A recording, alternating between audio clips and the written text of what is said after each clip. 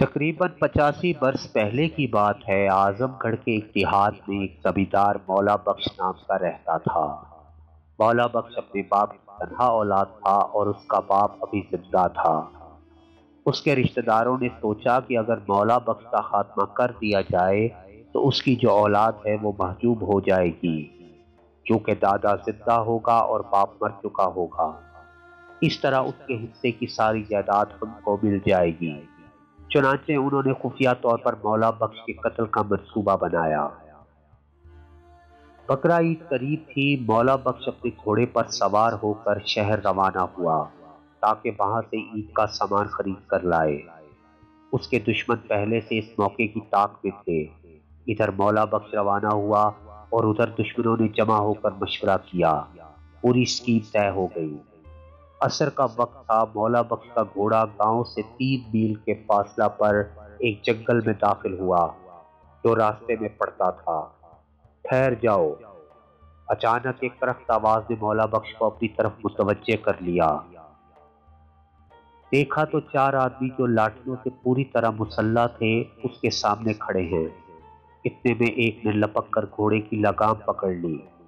اب تو مولا بخش کے لیے اس کے سوا کوئی چارہ نہ تھا کہ وہ گھوڑے سے اتر پڑے۔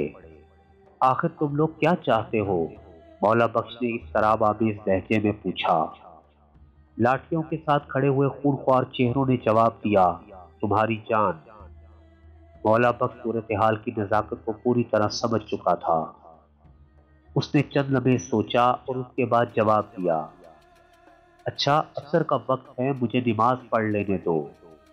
مسلح افراد نے کہا، ہاں تم نماز پڑھ سکتے ہو۔ مولا بخش مسلح بچھا کر نماز کے لیے کھڑا ہو گیا۔ یہ اس کے لیے صرف نماز نہیں تھی بلکہ پیش آمد صورتحال سے نمٹنے کے لیے سوچنے کا ایک وقفہ بھی تھا۔ وہ بظاہر نماز پڑھ رہا تھا مگر حقیقتاً اپنے رب سے سرگوشی کر رہا تھا۔ وہ ابھی سجدہ میں تھا کہ ان میں سے ایک معمر شخص نے کہا، دیکھتے کیا ہو، اس سے بہتر وقت نہیں مل سکتا۔ اگر کہیں کوئی راہی آ نکلا تو تمہارا سارا منصوبہ دھرا کا دھرا رہ جائے گا۔ بزرگ ساتھی کی بات سب کی سمجھ میں آ گئی اور فوراً ہی ان کے 2 طاقتور آدمی مولا بخش کے دائیں اور بائیں کھڑے ہو گئے۔ سجدے کی حالت ہی میں ایک لاٹھی گردن کے نیچے رکھی گئی اور دوسری گردن کے اوپر۔ اس کے بعد دونوں طرف سے چاروں آدمیوں نے مل کر دبایا تو مولا بخش کی زبان باہر نکل آئی۔ اس کے فوراً بعد دشمنوں نے گھوڑے کو بھی قتل کر دیا اور گھوڑے اور اس کے سوار یعنی مولا بخش دونوں کی لاش قریب کے دریا میں بہا دی۔ یہ برسات کا زمانہ تھا۔ عین اسی دن رات کو موسلادھار بارش ہوئی اور تقریباً 1 ہفتہ تک جاری رہی۔ اس بارش میں نہ صرف قتل کے تمام آثار دھل کر ختم ہو گئے بلکہ بھرے ہوئے دریا میں لاش بھی ہمیشہ کے لیے غائب ہو گئی۔ واقعے کے بعد مولا بخش کے صاحبزادے عبد الصمد اور اس کے داماد حامد حسن 2 ہفتے تک بارش اور سیلاب میں مارے مارے پھرتے رہے مگر مولا بخش کا کوئی سراغ نہیں ملا۔ اس وقت مولا بخش کا گھوڑا جنگل میں داخل ہوا اور چاروں آدمیوں نے مل کر اسے گھیر لیا تو مولا بخش کے پیچھے کچھ فاصلے پر گاؤں کا ایک بنیا بھی تھا جو بازار سے آ رہا تھا۔ اس نے جیسے ہی یہ منظر دیکھا تو فوراً کھسک کر ایک جھاڑی میں چھپ گیا۔ وہ وہیں سے پورا منظر دیکھ رہا تھا۔ اس نے گھر آ کر مولا بخش کے وارثوں کو سارا واقعہ سنایا۔ رپورٹ ہوئی، پولیس آئی مگر نہ لاش برآمد ہوئی اور نہ قتل کا کوئی ثبوت فراہم ہوا۔ اس وجہ سے مقدمہ قائم نہ ہو سکا۔ چاروں قاتل بہت خوش تھے کہ چلو قتل بھی کیا اور سزا سے بھی بچ گئے مگر مقتول کی ساری جائیداد کا حق بھی مل گیا۔ مگر آخری عدالت کا فیصلہ بھی باقی تھا جو اللہ کی عدالت تھی۔ اس کے بعد جلد ہی یہ واقعہ ہوا کہ یکے بعد دیگرے وہ چاروں بیمار ہوئے جنہوں نے مولا بخش اور اس کے گھوڑے کو قتل کیا تھا۔ اس میں سے ہر ایک کی بیماری موت کی بیماری تھی۔ پہلا شخص جب مرنے کے قریب ہوا تو لوگوں نے سنا کہ وہ اس سخت اضطراب کی حالت میں کچھ کہہ رہا ہے۔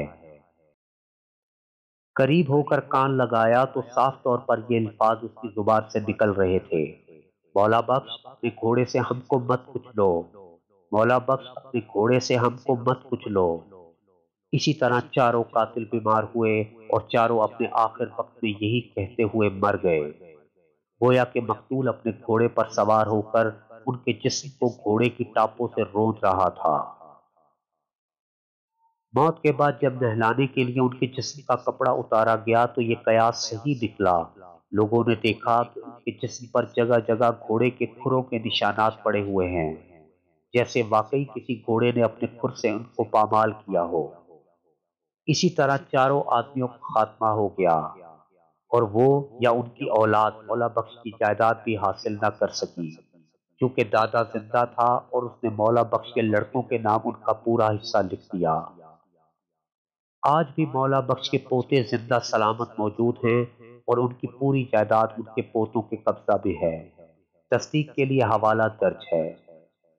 ناظرین، ایسی ہی دلچسپ کہانیاں دیکھنے کے لیے اور سچی کہانیاں دیکھنے کے لیے ہمارے چینل کو سبسکرائب کریں اور ساتھ لگے بیل آئیکن کو ضرور دبا دیں۔ ملتے ہیں اگلی ایک سچی کہانی کے ساتھ۔ تب تک اپنا اور اپنے اہل خانہ کا بہت سارا خیال رکھیں۔ اللہ حافظ۔